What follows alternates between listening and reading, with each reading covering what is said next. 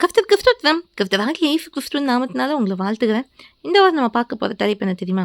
தேவன் நம் சத்துருக்களின் கையில் நம்மை ஒப்புக் கொடுக்க மாட்டார். எவ்வளோ நல்ல தலைப்பு இல்லையா? ஆமா. ஒரு நாளும் நம் கர்த்தர் நம் சத்துருக்கள் கையில் நம்மளை ஒப்புக் கொடுக்கவே மாட்டார். அவர் நல்ல தேவன். அவர் நம்மளுடைய அடைக்கலம். நம்மளை பாதுகாக்கிற தேவன் நம்ம கூட இருக்காங்க.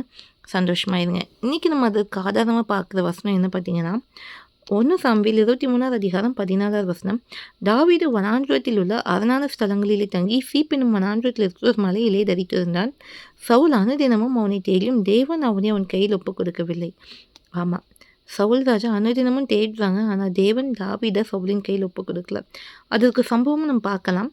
இப்போ பார்த்தீங்கன்னா, தாவீது அவன் மனுஷரை எங்கே போகிறாங்கன்னா, எஷிமோனுக்கு தெற்கான மாகோன் வனாந்திரத்தில் இருக்காங்க. சரியா? இது வந்து 1 சாமுவேல் 23 அதிகாரம் 24 29 வரைக்கும் நம்ம பார்க்க போகிறோம். சரியா? சவுலும் அவன் மனுஷரை என்ன பண்ணுறாங்கன்னா, தாவீதை தேட வராங்க. இதில் பார்த்தீங்கன்னா ரொம்ப முக்கியம் என்னென்னா, 26 வசனம் பாருங்க. சவுல் மலையின் இந்த பக்கத்திலும் தாவீதும் அவன் மனுஷரும் மலையின் அந்த பக்கத்திலும் நடந்தார்கள். சவுலுக்கு தப்பிப்போக தாவீது தீவிரித்த போது சவுலும் அவன் மனுஷரும் தாவீதையும் அவன் மனுஷரையும் பிடிக்கத்தக்கதை அவர்களை வளைந்து கொண்டார்கள். அவ்வளோ க்ளோஸாக வந்துட்டாங்க. யார்? சவுல் தாவீதை பிடிக்கிறதுக்கு. ஆனால் 27 வசனத்தில் பாருங்க, அந்த சமயத்தில் ஒரு ஆள் சவுலிடத்தில் வந்து, நீ சீக்கிரமாய் வாரும், பெலிஸ்தர் தேசத்தின் மேல் படையெடுத்து வந்திருக்கிறார்கள் என்றான்.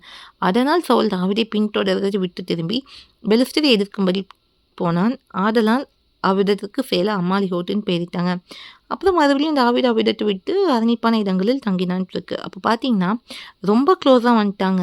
சவுல் ராஜா வந்து தாவீதை பிடிக்கிறதுக்கு அந்த அளவுக்கு வந்தாலும், அந்த நேரத்தில் ஒரு மனுஷன் வந்து சொல்லிட்டான், பெலிஸ்தர் வந்து யுத்தம் பண்ண வராங்க அப்படின்ட்டு.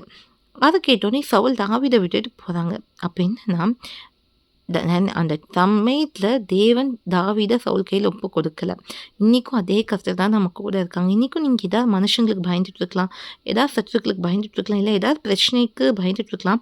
ஆனால் கர்த்தர் நம்மோடு பேசுகிறார். ஒரு நாளும் நம்மளுடைய சத்துருக்கள் கையில் நம்மளை ஒப்பு கொடுக்க மாட்டார். நம்மை பாதுகாக்கிற தேவன், நம்மளை வழி நடத்துகிற தேவன் நம்மோடு இருக்காங்க.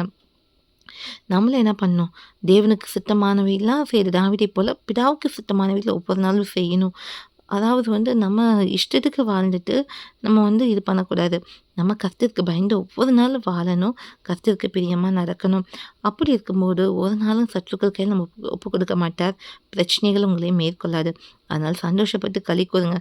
எவ்வளோ பிரச்சனையே வந்தாலும் சரி. எப்படி எகிப்தியர் வந்து என்ன பண்ணுறாங்க, இஸ்ரவேலர் தொடர்ந்து வராங்க. முன்னாடி சிவந்த சமுத்திரம் இருக்கு. அப்படியே இருந்தாலும் சிவந்த சமுத்திரத்தை பிளந்து இஸ்ரவேல் ஜனங்களை தேவன் என்ன பண்ணாரு? வழி நடத்தினாரு. ஆனால் அதே செங்கடல்ல எகிப்தியர் மூழ்கடிக்கப்பட்டாங்க.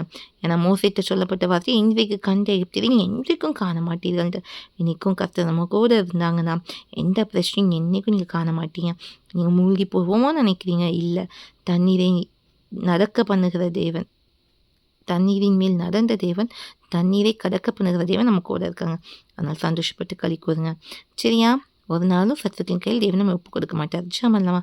எங்கள் அன்பின் பரலோக பிதாவின் அருமையான நாளுக்காக வேலைக்காக நாங்கள் நன்றி செலுத்துகிறோம்ப்பா. இன்றைக்கி எங்களோட பேசின வார்த்தைகளுக்காக நன்றி. இன்றைக்கி எங்கள் சத்துருக்கள் கையில் எங்களை ஒப்புக் கொடுக்க மாட்டேங்கன்னு சொன்ன வார்த்தைகளுக்காக நன்றி. தாவீதை காப்பாற்றின தேவன், இஸ்ரவேல் ஜனங்களை மீட்டெடுத்த தேவன், எங்களையும் அடிமைத்தனத்திலிருந்து மீட்டெடுத்து அப்பா எங்களை துரத்துக்கிற பிரச்சனைகளை காப்பாற்றி எங்களை உங்களுடைய பிள்ளைகளை சாட்சி இந்த பூமியில் நிறுத்த பொருட்கை ஸ்தோத்திரம். இதை கேட்குற ஒவ்வொரு பிள்ளைங்களுக்கும் தைரியம் உண்டாகட்டும். உமக்கு சாட்சியை வாழ்த்தும். நல்ல பிதாவே, ஆமீன். தாவீதை ஒப்புக் கொடுக்காத தேவன் உங்களையும் ஒப்புக் கொடுக்க மாட்டார். அவர் நேற்றும் இன்றும் என்றும் மாறாதவர். கர்த்தரை நம்பி இருக்கிறதுனால பாக்கியவான்கள். ஓகேவா? கர்த்தருக்கு இஷ்டமான இன்னொரு வீடியோவில் உங்களை சந்திக்கிறேன். கர்த்தர் உங்களை ஆசிரிப்பாராக. ஆமீன். அல்லேலூயா.